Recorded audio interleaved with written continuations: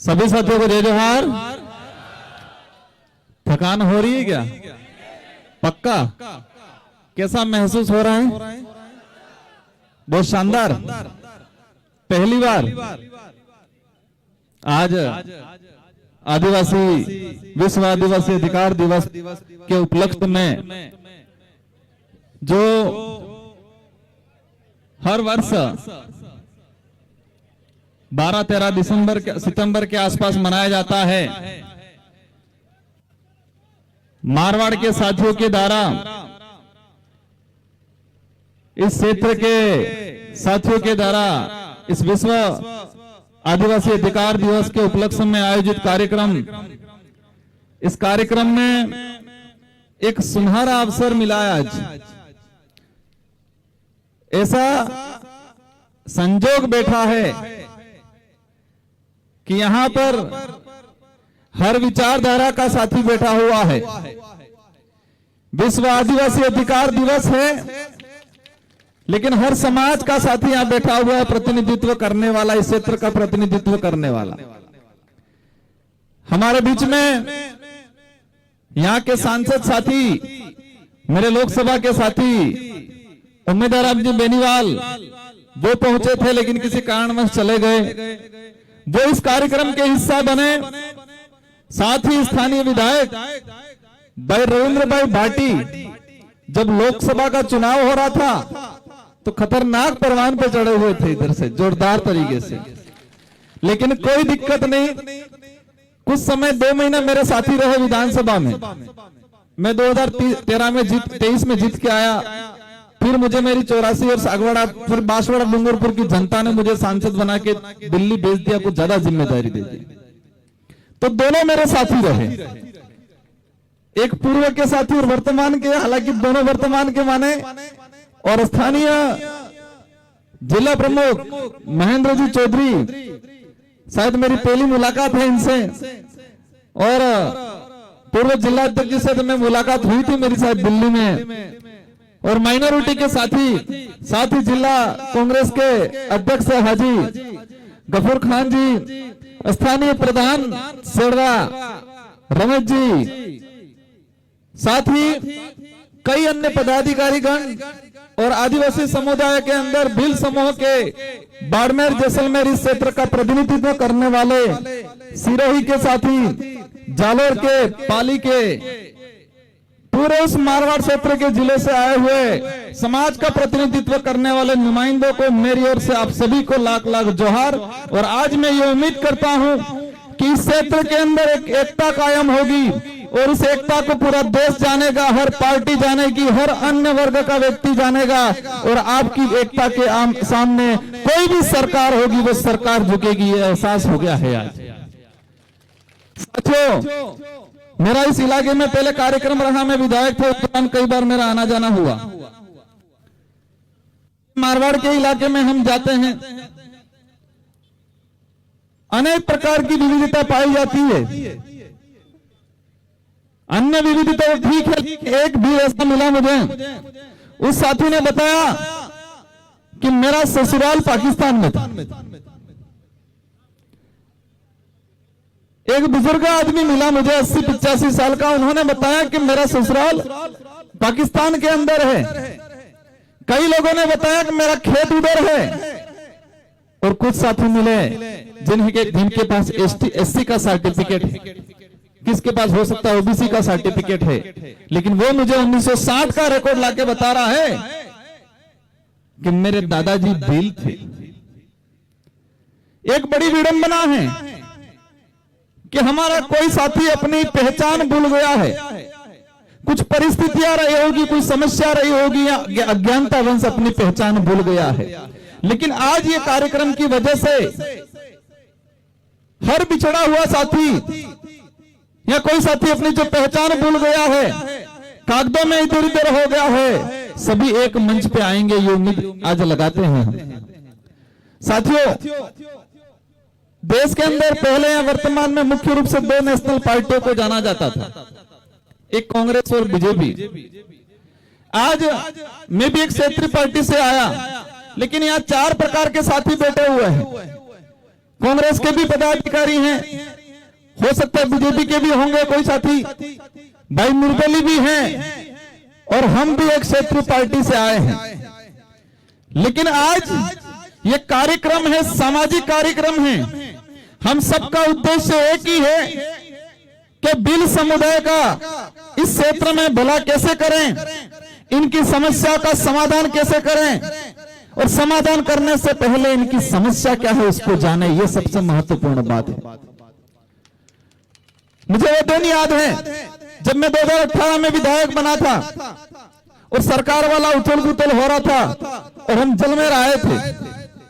उस समय हमारे जैसलमेर जोधपुर के कोई साथी हमें मिले, मैंने अशोक गहलोत जी से मुलाकात करवाई और ये 2-4 मांगों को लेके, डीटीएसए को लेके, एक एग्रीकल्चर वाली भाई साथी ने बताया था, और दूसरी मांग उन्होंने कही थी हमारा अलग से बोर्ड गठित होना चाहिए।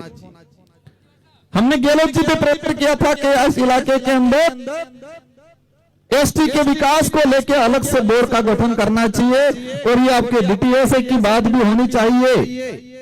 लेकिन गहलोत जी भी काम तो करते हैं, लेकिन थोड़े चालाक तो हैं, उनको जादूगर के रूप में जाना जाता है कि नहीं जाना जाता है। लेकिन उन्होंने एक काम जरूर किया, उस दिन कहा भाई राजकुमार ये आपकी बात, उस समय कीर्ति भील करके वो लेडीज थे, उनको शायद अध्यक्ष बनाया, वो भी मीटिंग में थे, और गहलोत जी ने कहा, मैं और मेरे साथी सीनियर साथी थे राम प्रसाद जी, कि मैं मांग एक आधी पूरी जरूर करवाऊंगा। और जैसे नेक्स्ट बजट आया और उन्होंने बजट घोषणा में अपने यहाँ के लिए अलग बोर्ड की घोषणा की, और उसकी वजह से कई हमारे साथियों को फायदा मिला और छात्रावासें खुली। लेकिन मैंने कहा गहलोत जी को मजा नहीं आएगा, थोड़ा और करना पड़ेगा, मुख्य मांग ये है। लेकिन सरकारें बदली है, सरकारें आती जाती रहेगी, बदलती रहेगी। हमें इस क्षेत्र के अंदर मेरा आपसे अनुरोध है कि आपको एकजुट होना है, आपको शिक्षा के लिए काम करना है। जो भी साथी, जो भी पार्टी आपके लिए काम करे उसके साथ डट के रहना, कोई भी हो। आज दो विचारधारा के साथी हैं यहाँ, उम्मेदाराम जी आए, भाई रविंद्र जी हैं, आपके लिए सभी बराबर हैं। जीतने के बाद जनप्रतिनिधि के लिए भी सभी लोग, जनता बराबर होती है। किसने वोट दिया, किसने वोट दिया ये महत्वपूर्ण नहीं है, जनता सबकी होती है। जो जीतता है उसकी जिम्मेदारी है सबको साथ में लेके चलना। और मुझे उम्मीद है भाई रविंद्र जी से भी और उम्मेदाराम जी से भी और जिला प्रमुख जी से भी कि इस समाज की हालत, हमारे इस इलाके में हालत खराब है।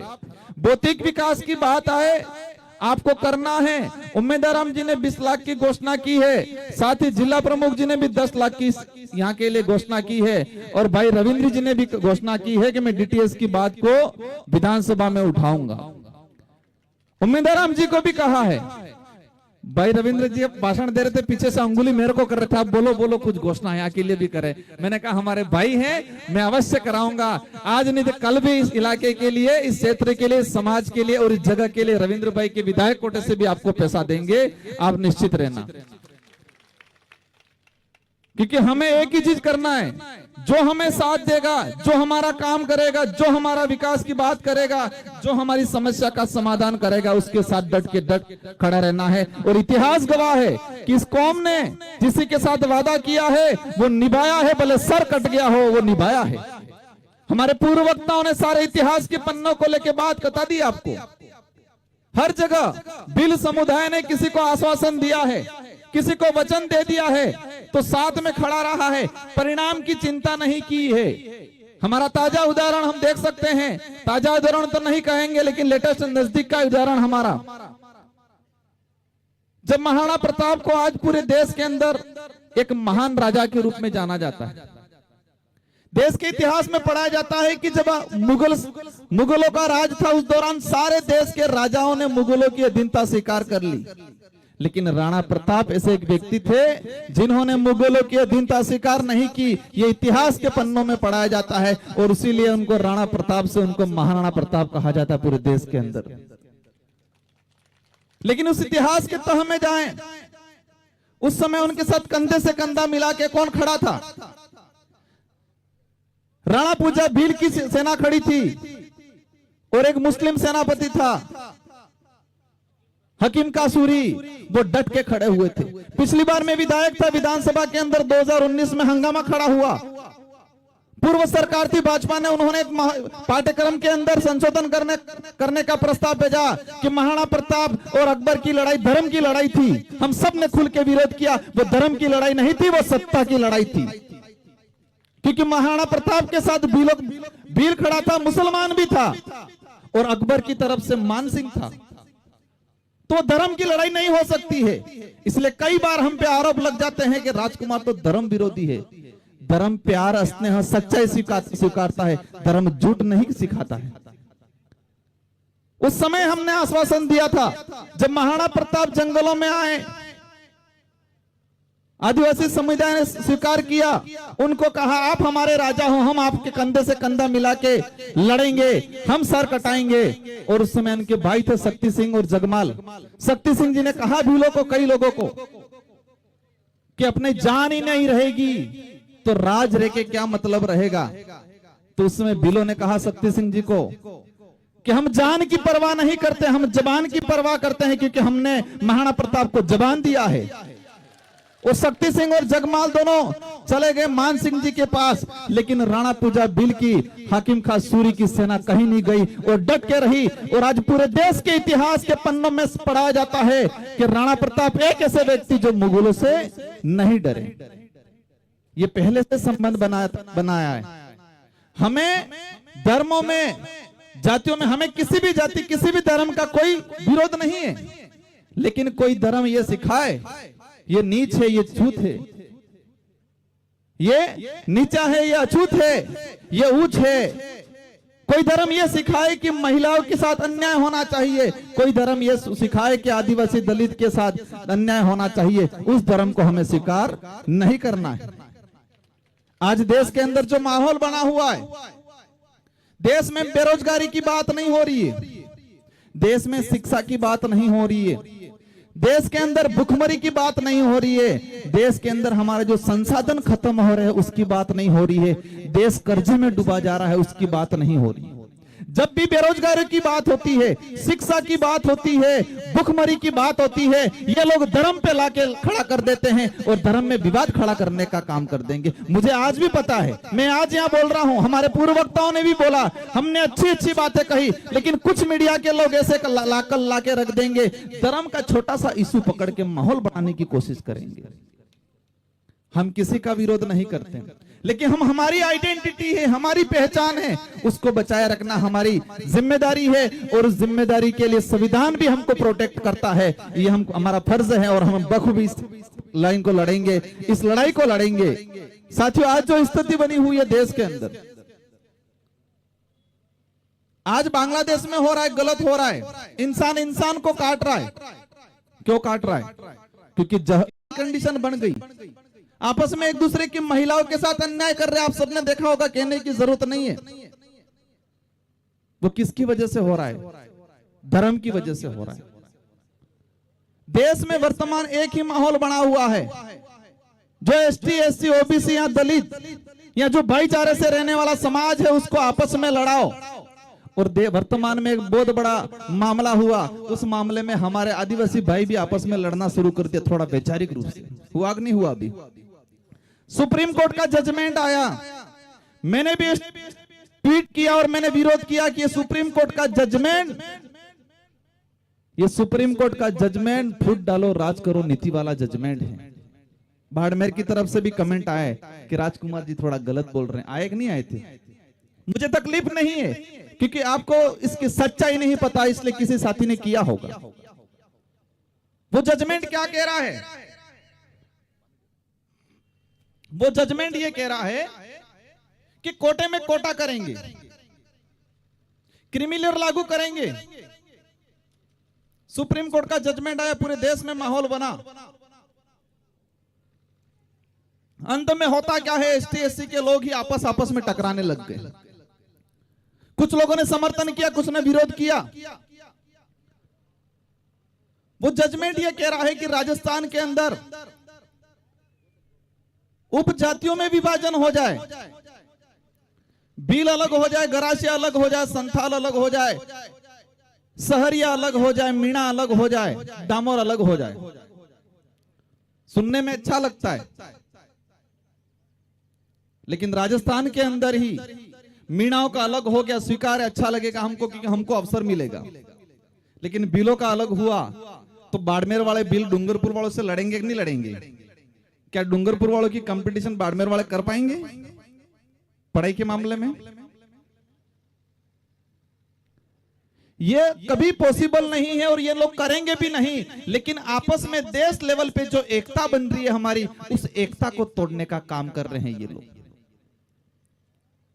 हमारे खेरवाड़ा और ऋषभदेव के भाई जो भील हैं लेकिन कागजों में आज मीणा बन के बैठे हुए हैं, वो कहां जाएंगे? हमने लंबे समय से डिमांड कर रहे हैं, मैंने ट्वीट किया था, अगर सच में इस पिछड़े समुदाय को, रेगिस्तान इलाके के पिछड़े हमारे भील भाइयों को रिजर्वेशन देना है, या डूंगरपुर के क्षेत्र को, या शहर या बारा के क्षेत्र को अगर सच में प्रशासनिक सेवा में आपको देना है या किसी भी सेवा में अगर फायदा देना है, तो आपको क्षेत्र के आधार पर बंटवारा करो। डीटीएस की मांग अपने क्षेत्र के आधार पर ही है। रेगिस्तान इलाके के अंदर रहने वाले ट्राइबलों को अलग से रिजर्वेशन दिया जाए, वहां से लगा के सिरोही तक का इलाका अलग से छटनी कर दिया जाए। इसके अंदर जितने एसटी की संख्या है 12% में से अगर 4%, 5% है, 5% अलग कर दिया जाए। वो ठीक रहेगा कि आपस में लड़ने वाला ठीक रहेगा? यहाँ के हमारे बिलों को मिलेगा, लेकिन मध्य प्रदेश के अंदर तो बिल बाहर हो रहा है।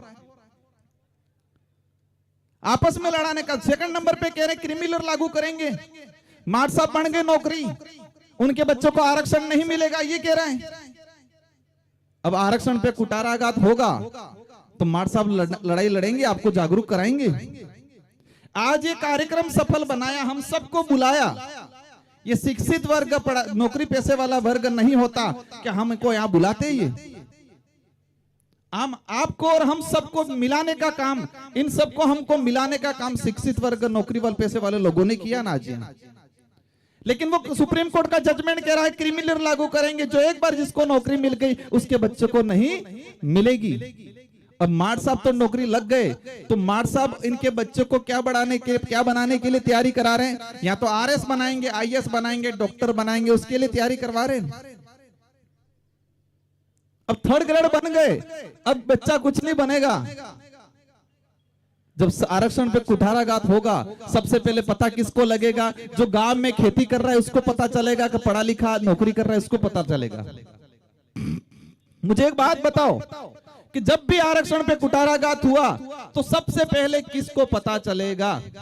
जो नौकरी कर रहा है, समझदार है, उसको पता चलेगा। गांव में मजदूरी कर रहा है उसको पता चलेगा। और नौकरी वालों को पता चला कुठाराघात हो रहा है, लेकिन इसको ये दिमाग में आएगा वैसे मेरे को नहीं मिलने वाला है, आपको बताएगा और नहीं बताएगा, आप लड़ पाओगे? देश के हालात ऐसे हैं। मैंने भी लोकसभा में क्वेश्चन लगा के निकलवाया है, जितनी IIT कॉलेज हैं, जितने जो IIT हैं, इन IIT में एसटी का प्रतिनिधित्व 0.60% है।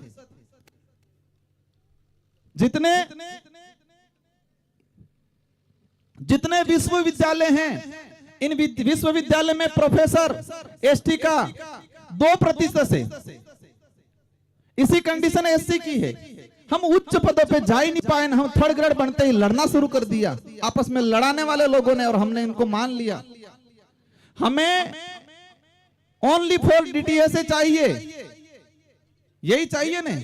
और उसको लेके लास्ट इधर गंगानगर से लगा के आपके जालोर तक एकजुटता बनाओ और आंदोलन तैयार करो, घर टू घर आंदोलन तैयार करो, घर घर पे लगना चाहिए। और आपने एक भाई ने बोला था डीटीएस है तो वोट है, डीटीएस नहीं है तो वोट नहीं है। ये मुहिम चलानी पड़ेगी, हम सब साथ देंगे। मुझे उम्मीद है हमारे मंच पे बैठे हुए अन्य पार्टी के साथी भी साथ देंगे। इसमें किसी को नुकसान नहीं है, किसी को नुकसान थोड़ी है, किसी पार्टी को नुकसान नहीं है, किसी समुदाय को नुकसान नहीं है, एसटी को भी अंदर नुकसान नहीं है। ये डिमांड है हमारी, उस डिमांड को पुरजोर तरीके से हमको आगे ले जाना है। साथियों, देश के अंदर जो माहौल बना हो, जल जंगल जमीन के हम नारे लगाते बात करते, लेकिन जमीनों के जो हाल हैं, पिछले 5 साल के अंदर टाइगर प्रोजेक्ट के नाम से पूरे देश के अंदर 2.5 से 3 लाख आदिवासियों को रिकॉर्डली विस्थापित किया गया। रिकॉर्डली कागजों में सरकार का आंकड़ा है। अब आप समझ लो, रिकॉर्डली अगर 3 लाख आदिवासी विस्थापित हुए तो जो वहां पर बिलाना या फॉरेस्ट में बिना रिकॉर्ड के कितने लोग रह रहे होंगे? जस्ट डबल संख्या मान लो, 5 लाख आदिवासी लगभग पिछले 5 सालों के अंदर टाइगर प्रोजेक्ट के नाम से विस्थापित हो गए। हमारा इतिहास इतना भयंकर है कि हम देखते हैं हर जगह, हर इलाके में किसी से भी लड़े हम लोग, लेकिन स्वाभिमान के लिए लड़े हैं, हक के लिए लड़े हैं।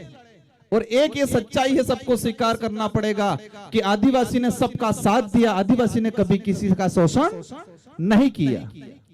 इस देश के इतिहास में उठा के देखेंगे, आदिवासी बहुसंख्यक रहा होगा, कोई एक अन्य को कम्युनिटी का एक घर क्यों नहीं होगा, उसको प्रोटेक्शन दिया होगा, कभी उसके साथ अन्याय नहीं किया होगा। वो हमारे ब्लड में है। लेकिन कई बार देखने में आता है इस इलाके के अंदर एट्रोसिटी होती है, मूछ रखने पे मारा जाता है, अच्छी बात करने के लिए मारा जाता है, स्कूल में पानी पीने जाए ST SC का आदमी छूने से मारा जाता है।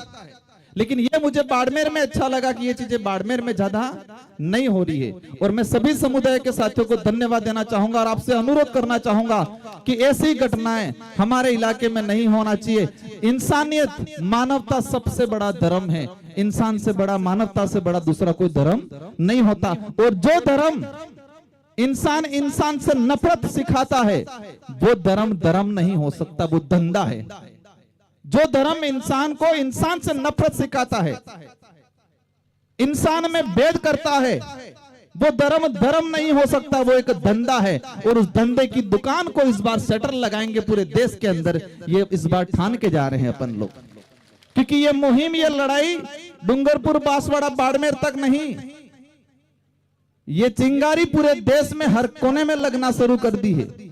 और ये सिर्फ आदिवासी समुदाय अकेला ही नहीं, साथ में अन्य समुदाय, अन्य वर्ग के लोग जो मानवता में विश्वास करते हैं, वो सारे लोग अपने साथ खड़े हैं। और आने वाले समय में एक बड़ी क्रांति होगी इस देश के अंदर। और मैं चाहूंगा आने वाले समय में 10-15 साल बाद धर्म के नाम से कोई लड़ाई नहीं लड़ेगा। आपसी लड़ाई हो सकती है कोई, लेकिन जो नफरत पैदा की है देश के अंदर, उस नफरत को खत्म करने का काम करना है। साथियों, तीनों साथियों ने घोषणा की है, मैं वहां का सांसद रहा, मैं बजट तो नहीं दे सकता, लेकिन अवश्य आपकी हर लड़ाई में आगे खड़ा रहूंगा। और मैं, मेरे साथी भाई रविंद्र जी है, उनको भी हाथ पकड़ के कहूंगा, हमारे समुदाय के, हमारे क्षेत्र के लिए करना पड़ेगा पूरा। जिला प्रमुख जी हैं, साथ ही हमारे सांसद महोदय हैं, उनको भी कहूंगा। और मुझे उम्मीद है कि मेरी बात को, आप सबकी बात को ये नहीं टालेंगे और आपका हर काम करेंगे। इन्हीं शब्दों के साथ आप सबको खूब खूब धन्यवाद। हमारे बच्चों को पढ़ाओ। अगर हम भी पढ़े नहीं होते तो आज यहाँ नहीं आते। मैं पढ़ा लिखा नहीं होता, मैं विधायक बना दिया होता, यहाँ सांसद बना दिया होता, मैं विधायक गिरी, सांसद गिरी नहीं निभा पाता। इसलिए बच्चों को पढ़ाओ। एक टाइम एक रोटी कम खाओ चल जाएगा, एक टाइम नहीं खाओ चल जाएगा, लेकिन बच्चों को पढ़ाओ। बस बच्चा पढ़ेगा, कहीं नहीं रुकेगा, अपना इतिहास जानेगा, और अपना इतिहास जानेगा अपनी ताकत जानेगा, और अपनी ताकत जानेगा तो एकत्रित होगा, और एकत्रित होगा तो हर मुसीबत से लड़ने के लिए तैयार हो जाएगा। इन्हीं शब्दों के साथ आप सबको खूब खूब धन्यवाद। मैं अंत में आप सभी से एक अनुरोध करना चाहूंगा कि बाड़मेर से, जालोर से लगा के जोधपुर से आगे हनुमानगढ़, गंगानगर तक एकजुटता बननी चाहिए। और हमें यह तय करके रखना है, मानवता सबसे बड़ा धर्म है, प्रकृति सबसे बड़ा भगवान है, उन्हीं को मानना है, उन्हीं को स्वीकारना है। और हमें एक क्रांति लानी है इस क्षेत्र के अंदर। शिक्षा के क्षेत्र में हमको पढ़ना है। आज भले भील कमजोर है यहाँ, लेकिन 15-20 साल बाद यहाँ हर गांव में एक IAS अधिकारी निकले, ऐसा प्रयास करना है हम सब को मिलके। इन्हीं शब्दों के साथ आप सबको धन्यवाद। जय जोहार, जय भील प्रदेश, जय संविधान, जय भारत।